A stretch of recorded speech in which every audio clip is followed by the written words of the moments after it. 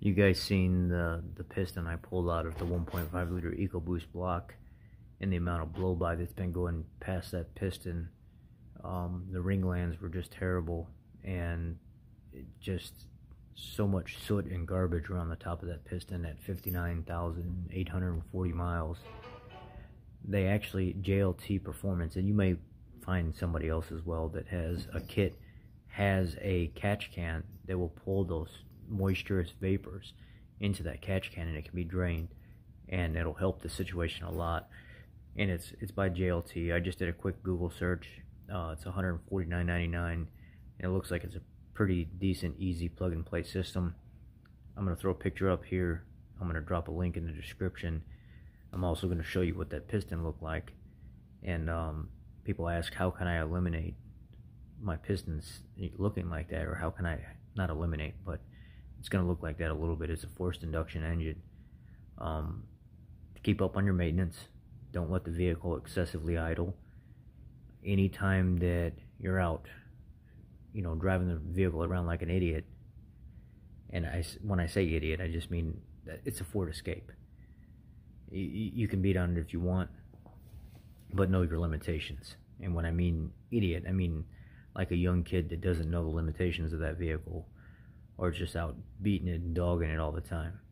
Now, if you're a responsible adult and you get out on the interstate and you just open it up and you ride, that's not beating it like an idiot. We drive them hard because they're vehicles, they're machines, they should operate the way we want it to. I'm talking about taking a Ford Escape and acting like it's a race car. It's not a race car. It's a 1.5 liter engine. There's only so much you can do with it.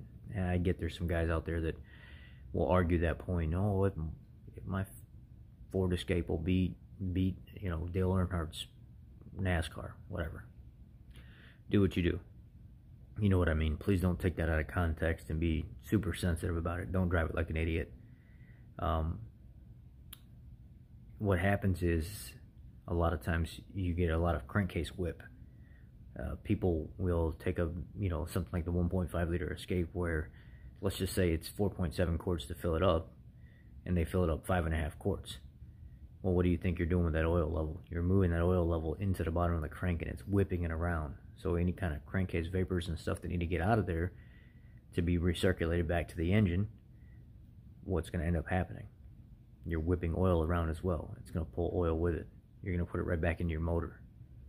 So don't overfill your engine. Know your capacity. Don't drive it like an idiot.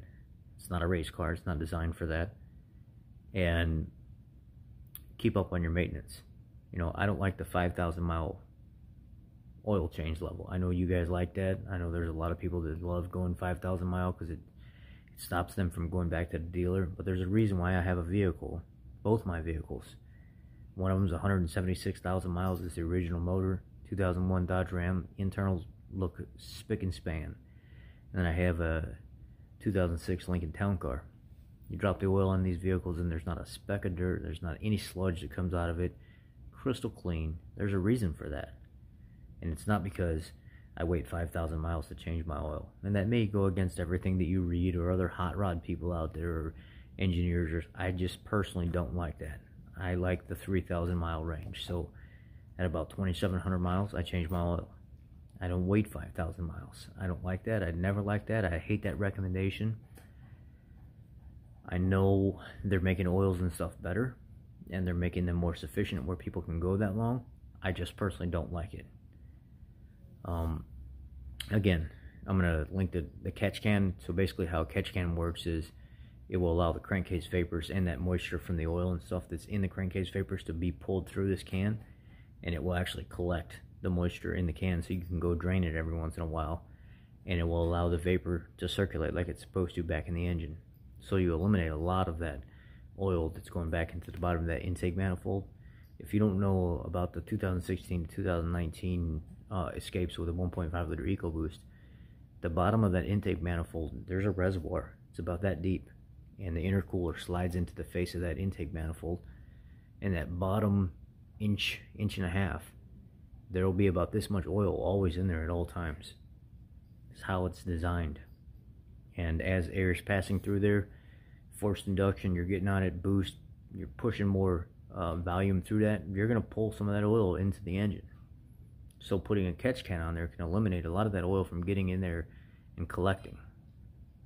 So here is a kit by JLT. I think it's JLT anyway. And just go back and reference this video if you have any doubts that you don't remember what I'm saying, if you're questioning what I'm saying or whatever because you don't believe it. I work on these things every day. There's 1,000 different people out there with 1,000 different opinions, but there's only going to be so many that actually specialize in what they're talking about. Alright guys, here is the photo, and here's the link in the description, and here is the actual JLT kit as well.